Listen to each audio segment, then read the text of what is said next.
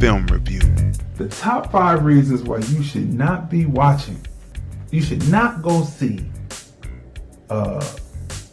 the movie called Harriet, right? So this is very important here to start with. I've noticed that, I have affinity for the Deltas because I've told this story before and we don't have time to tell it now. But the Deltas actually hired me as I was a DJ because, usually I was being on the college campus. I was hired by the frats, the fraternities. But this is one group that actually hired me out to DJ their anniversary. I forget what they call it, but they just celebrated their centennial in 2013, right? Now right here, this writing right here, you can look this up. The Deltas were, there's the original 22. Yeah. Some of them were AKA, right? The AKA during the time when the women's suffrage movement, they had their women's suffrage march in 1913, and the AKAs wanted to be involved in it, right, as the story goes, but there were some Southern women's suffrage members that did not want them to participate, and if they participated, they had to walk all the way in the back in the segregated section away from the parade, right? So while all the things was going on, by the time they got up there, the bandstand would be down, all right? So the AKA said, well, we're not doing it. Right. So members of the AKA broke away and they started their own sorority called Delta Sigma Theta, right? And they walked in it. But when you read this, you can Google this. Google the 1913 Women's Suffrage March, Delta Sigma Theta. Google that, and this article will come up and you will be able to read this. But in the article, it says that Ida B. Wells, down here, Ida B. Wells said that she was not walking in the march to be in the back because aren't we women? Right. Sojourner Truth said that. Aren't I a woman? Right? Why do I have to walk in the back of something, right? Which leads us to what's going on right now with this debacle, right? This movie that's really a debacle, right? And let me drop this down here as we talk about this. This movie is it's really crazy. The Harriet movie, right? I'm gonna let this go. The Harriet movie came out in theaters, and we went to go see it because we have to review it, right? We had to review it, so we had to go see it. And unfortunate for me, this time of year with many people under the weather and coughing and sneezing in the theater, catch a cold. Catch a cold. Look at me. Isn't that something? Tissue. So this is one movie that I really could have missed. For many different reasons. For many different reasons. Okay, so the top 5 reasons not to see this film. Number 5, which I'm going to come back, I'm going to wrap this around back to the Deltas in a second when I get to number 1. Number 5, script, right? In 2015, Viola Davis was set to star in and produce a Harriet biopic. For some reason, it didn't happen, and now this woman, Cynthia Erivo, who is Igbo. Look up Igbo. Igbo. Is she? Yes, she is. Oh. That's right. She's Igbo, right? She's from a tribe of people who are Igbo, right? Igbo were the slave traders in Africa. They were black who enslaved people who they felt were lowly of them, and also sold them to the Dutch, to the English, to the French, to the woo. So when the Mid-Atlantic slave trade happened, the Igbo were involved, and they would sometimes, well, most of the time, they would bury their slaves alive with them to go over to the other side. Kind of like some Egyptian shit. Some of the Egyptians would have like riches and stuff. They took actual living beings, they buried them alive with the dead person. And they also sold slaves. So she comes from that, right? So she's casting this, right? And she has tweets. You can go to afropunk.com and read the different tweets about Akata. We want you to look that up. Akata, Akata, right? Retweets, right? Retweets and comments on those tweets, right? Akata, making fun of the Black American English dialect, right? Looking down, but at the same time, the people who help you are the people that you're trying to look down on. Psychological damage to young, number 4. Top 5 reasons is psychological damage to young black boys, black girls, black men, black girls, because it is an anti-black male theme. How is it that it's a story about slavery and the most brutalist act is done by a black man? Right. The whites are standing around talking about brutality, but when you actually see brutality in it, it's like an anti-black man thing, right? Number 3, the filmmaking was the low B. It was a D. The cinematography isn't there. All she's doing throughout the majority, 2/3 of the film, is running back and forth on the screen. I mean, it's not good. The scenes where the person should be emotional, which comes to direction, is not there. Number 2, the acting, which comes to number 2, the acting is not up to the level of Oscar award-winning caliber.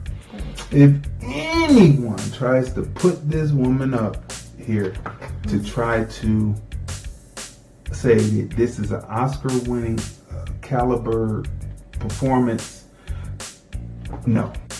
All right. I mean, they can do it all day, but they'd be just pretty much like spitting in your face, spitting in Black Americans, ADOS, Foundation on America's African style beings on this planet. They'd be spitting in your face, right? Number one, the most important reason why you should not see Harriet is Comcast is the company that is distributing Harriet.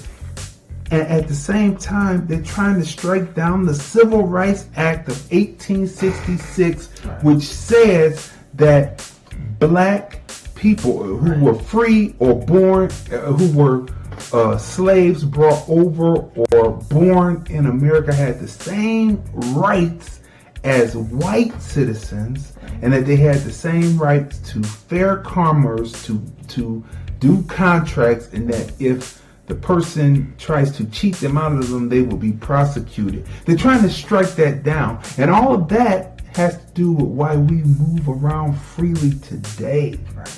Right? And how many of you think that that's a strange thing to be happening, that you distribute a film about one of our heroes, but yet you're trying to strike down the Civil Rights Act that makes it possible for us to move in fair, that led to the 1964 Civil Rights Act, 1965 Voter Rights Act, 1968 Fair Housing Act, and all those acts had to be done because they were not enforcing the 1866. Right, which affects all the other groups because they're all attached to the civil rights. That's right. So it affects everyone. And see, so that's what people don't seem to realize. Like all the different groups, if they are able to strike down what they do to, are able to strike down our rights as black people in America, then they're going to take your rights. Yeah, because it's all attached to the civil rights bill. Right? It's all attached, right? So those are the top 5 reasons why you should not go see Harriet. Number 1, most important. And so that gets back to the Deltas, right? The Deltas are having screenings of Harriet, right? And they're celebrating the fact that they were in this women's suffrage situation that they always vote. I'm seeing these different memes.